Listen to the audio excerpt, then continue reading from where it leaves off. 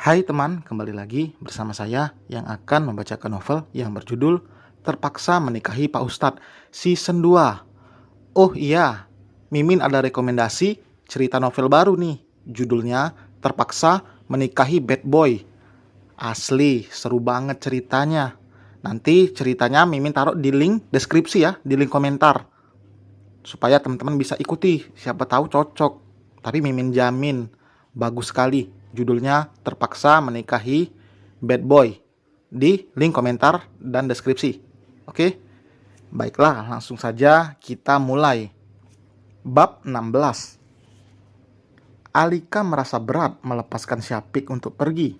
Padahal suaminya itu akan bekerja, bukan melakukan hal lain. Seharusnya Alika percaya jika Sapik tidak akan pernah macam-macam di luar sana. Meski Sapik memang lelaki yang baik, tapi tetap saja sebagai wanita Alika memiliki ketakutan. Salah satunya, tidak enaknya memiliki suami tampan adalah seperti ini. Takut suaminya digoda oleh wanita di luaran sana. Padahal Sapik tidak akan mungkin tergoda. Lelaki itu terlalu menundukkan pandangan, tidak memandang yang bukan haknya. Alika, tenang, lo bikin diri lo sendiri pusing, gumam Alika. Ia kesal pada dirinya sendiri. Rasanya Alika ingin waktu cepat berlalu agar suaminya cepat kembali. Paling sulit memang melepaskan pasangan bekerja jauh seperti ini. Sebenarnya tidak jauh, hanya saja Sapik tidak bisa pulang karena tuntutan pekerjaan. Alika memilih untuk bermain dengan anak-anak, untuk menjauhkan semua pikiran-pikiran negatif di dalam benaknya. Firasat seorang istri memang tidak akan pernah salah. Hanya saja Alika masih berpikir positif. Umi, Umi. Lamunan Alika buyar saat mendengar suara Safa. Dengan cepat ia mendatangi sumber suara. Ia harus fokus pada anak-anak. Meski pikiran buruk itu mengganggunya, tetap saja saat ini prioritas Alika adalah ketiga anaknya. Jangan sampai karena ia terlalu memikirkan Syapik, anaknya jadi tidak diperhatikan. Selin menggendong Safi dan mereka berbincang di gazebo agar bisa merasakan udara pagi yang segar. Wanita itu banyak bercerita pada Winona jika ia hanya fokus untuk mengurus bisnis dan juga keluarganya, meskipun terkadang masih mengingat Safik. Cinta Selin dan Sapik sama besarnya. Bedanya sekarang Sapik tidak mengingat lagi soal Selin karena yang ia tahu istrinya itu sudah meninggal. Syafiq bahkan membutuhkan waktu yang lama untuk pulih dari lukanya. Hari ini apa kegiatanmu? Tanya Winona. Belum ada, karena penanggung jawab hotel juga sedang ada di luar kota. Paling aku mulai sibuk besok atau lusa, terang Selin. Kalau begitu, nanti siang kita makan di restoran Mas Hendra ya. Kamu juga kan belum pernah bertemu dengannya. Selin mengangguk. Baiklah. Jika dengan orang-orang terdekat ia masih menggunakan nama aslinya, tapi saat bertemu dengan klien, nama Angel yang akan dipakainya. Ini kesempatan emas, apalagi Sapik juga berada di daerah yang sama. Winona tinggal meminta pada suaminya untuk mengundang Sapik makan siang hari ini. Di ruangan itu hanya ada Winona dan Selin. Hendra membawa Zapik keluar karena anak itu sepertinya bosan di dalam ruangan. Mereka juga menunggu kedatangan Syapik. Ini momen yang pas menurut Winona. Apa kamu masih mencintai Syapik? Tanya Winona, membuat Selin yang sedang menikmati tehnya langsung tersedak. Kenapa Mbak tanya itu? Mbak hanya ingin tahu, 10 tahun berlalu, apa perasaanmu masih sama? Selin tersenyum getir. Aku memang memiliki Diego saat ini, tapi menghilangkan Bang Sapik dari pikiran dan hatiku itu sangat mustahil. Lalu, kenapa kamu menyiksa diri dengan menerima Diego? Padahal kamu punya kesempatan untuk kembali pada Sapik. Mata Selin mulai berkaca-kaca. Apa aku punya pilihan lain? Apa aku tega melihat orang tidak bersalah menderita karena keegoisanku? Charlie tidak akan berhenti jika keinginannya belum terpenuhi. Hati Winona ikut merasa sakit mendengarnya. Betapa berat beban batin yang dirasakan oleh Selin. Cintanya harus kandas karena terhalang restu. Charlie memang menyayangi adiknya, tapi ia malah membuatnya menderita. Maafkan aku, sesal Winona. Selin mengusap air matanya. Kenapa Mbak minta maaf? Winona menarik napas panjang. Sebenarnya Mbak ikut dalam rencana ini. Mbak juga mendukung Charlie saat itu. Aku Winona. Rahang Selin langsung mengeras. Tangannya mengepal kuat. Dadanya bergemuruh.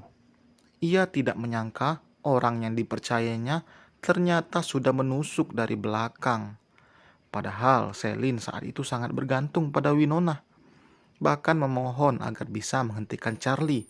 Tapi ternyata Winona juga salah satu dalangnya. Satu tamparan mendarat di pipi Winona. Amarah Selin memuncak. Ia bahkan tidak lagi menghormati wanita di depannya. Mbak tega ya. Bukan hanya masa laluku hancur, tapi sekarang juga aku masih hancur, Mbak. Pakik Selin. Winona mendongak. Ia melirik ke arah pintu yang sedikit terbuka. Ia melihat sosok Sapik berdiri mematung di sana. Siksa Mbak kalau kamu mau. Mbak benar-benar menyesal. Penyesalan Mbak tidak ada gunanya. Apa penyesalan itu bisa mengembalikan anakku dan Bang Sapik? Apa penyesalan bisa membuat aku kembali pada Bang Syafiq? Tidak. Aku bertahun-tahun menahan sakit seorang diri demi membahagiakan orang-orang yang bahkan tidak peduli padaku. Apa kalian tidak tahu betapa sakitnya kehilangan dua orang sekaligus? Aku kehilangan anakku untuk selamanya dan aku harus menerima untuk tidak lagi bersama dengan Bang Syapik. Kalian memang iblis. Puas kalian menghancurkan hidupku. Selin berteriak histeris sebelum tubuhnya merosot karena lututnya lemas seketika.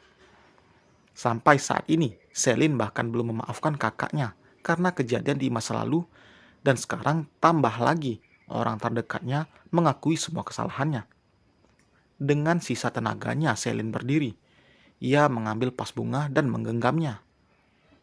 Iblis seperti kalian tidak pantas hidup.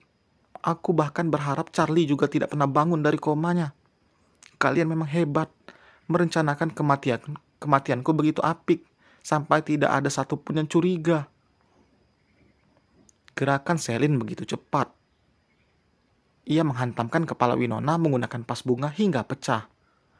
Winona sama sekali tidak menghindar. Ia menerima saat Selin kembali melayangkan tamparan di wajahnya.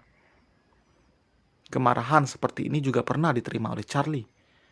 Bahkan saat itu Charlie dengan sengaja memberikan sang adik pistol untuk menembaknya. Tangan gemetar Selin waktu itu bisa menggenggam pistol dan peluru meleset hanya melukai pundak lelaki itu. Siapapun yang ada di posisi Selin pasti sangat tertekan. Beruntung wanita itu tidak sampai depresi. Tidak ada yang ingin berada di posisi Selin. Selin, tubuh wanita itu membeku saat mendengar suara yang begitu dirindukannya. Sebelum ia membalikan tubuhnya, mata wanita itu sudah menggelap dan tubuhnya ambruk ke lantai. Selin, Winona langsung terduduk. Ia menepuk-nepuk pipi Selin yang basah karena air mata. Sapik, cepat bawa dia ke rumah sakit. Dia pasti syok berat, ujar Winona.